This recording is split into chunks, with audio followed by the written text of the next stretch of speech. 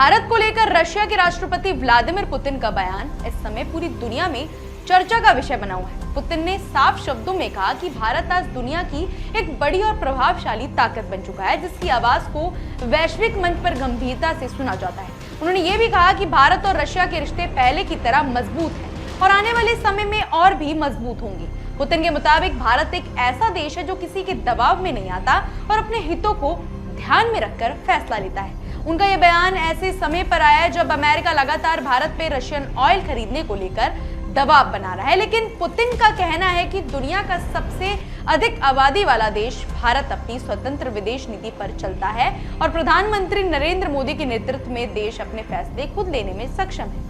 यही वजह है कि रशिया को भरोसा है कि दोनों देशों के बीच दोस्ती और सहयोग आगे भी जारी रहेगा। पुतिन ने यह भी बताया कि भारत और रशिया के बीच व्यापार तेजी से बढ़ रहा है और आने वाले वर्षों में ये $100 अरब तक पहुंच सकता है।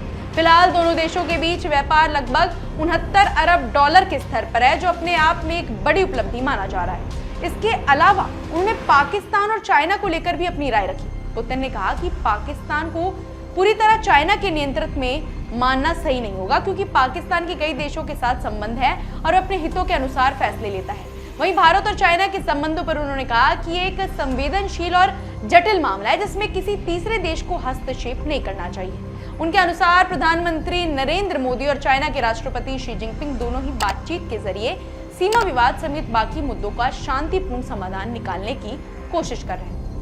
रशिया का मानना है कि भारत और चाइना दोनों उसके महत्वपूर्ण मित्र हैं और वह दोनों के साथ संतुलित रिश्ते बनाए रखना चाहता है। रक्षा क्षेत्र की बात करें तो पुतिन ने ब्रह्मोस मिसाइल परियोजना का जिक्र करते हुए कहा कि भारत और रशिया की साझेदारी सिर्फ व्यापार तक सीमित नहीं है, बल्कि रक्षा तकनीक और सुरक्षा के क्षेत्र में भी दोनों देश मिलकर काम कर रहे हैं। उन्होंने ये भी कहा कि रशिया भारत के साथ 5वीं पीढ़ी के लड़ाकू विमान, एयर डिफेंस सिस्टम और अन्य आधुनिक सैन्य तकनीकों पर सहयोग बढ़ाने के लिए तैयार है। कुल मिलाकर पुतिन के पूरे बयान का संदेश यही है कि रशिया भारत को सिर्फ एक साझेदार नहीं, बल्कि एक भरोसेमंद मित्र, भविष्य की वैश्विक शक्ति के रूप में देखता आ रहा है। ऐसे में सवाल और भी ज्यादा महत्वपूर्ण हो जाता है कि क्या आने वाले वर्षों में भारत दुनिया की राजनीति, अर्थव्यवस्था और कूटनीति में पहले से कई बड़ी भूमिका निभाएगा। अगर मौजूदा हालात और दुनिया की बड़ी ताकतों का नजरिया देखा जाए तो इसका जवाब काफी हद तक हाँ में दिखाई देता है।